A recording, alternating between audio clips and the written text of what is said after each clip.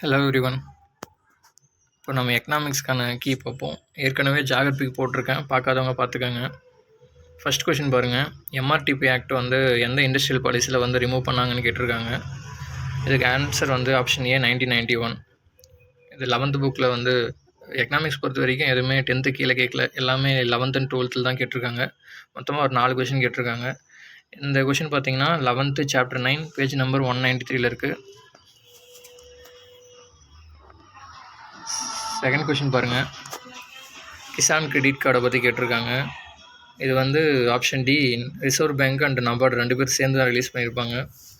இந்த கொஷின் பார்த்தீங்கன்னா 11th chapter 9 page number 125 இருக்குது.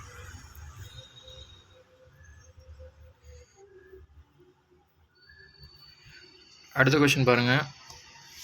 ஸ்டேட்டுக்கும் சென்டருக்கும் என்னென்ன இன்கம் போகுது அப்படின்ற மாதிரி கேட்டிருக்காங்க. இந்த கொஷின் பார்த்தீங்கன்னா 12th சாப்டர் 9 பேஜ் நம்பர் 198 வந்துருக்கு.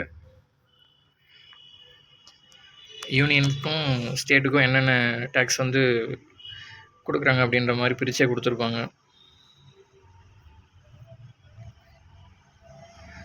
அடுத்த கொஷின் பாருங்கள். நித்தி ஆயோக் பற்றி கேட்டிருக்காங்க. இது பெரும்பாலும் சில பேர் தப்பு பண்ணியிருப்பீங்க.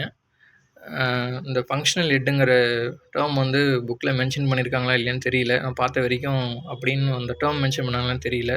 பட் வந்து இதுக்கு ஆன்சர் வந்து வைஸ் சேர்மன் தான். அவ்வளோதான். தேங்க்யூ. அடுத்தடுத்த வீடியோவில் ஹிஸ்ட்ரி பாலிட்டி வந்து அப்டேட் பண்ணுறேன்.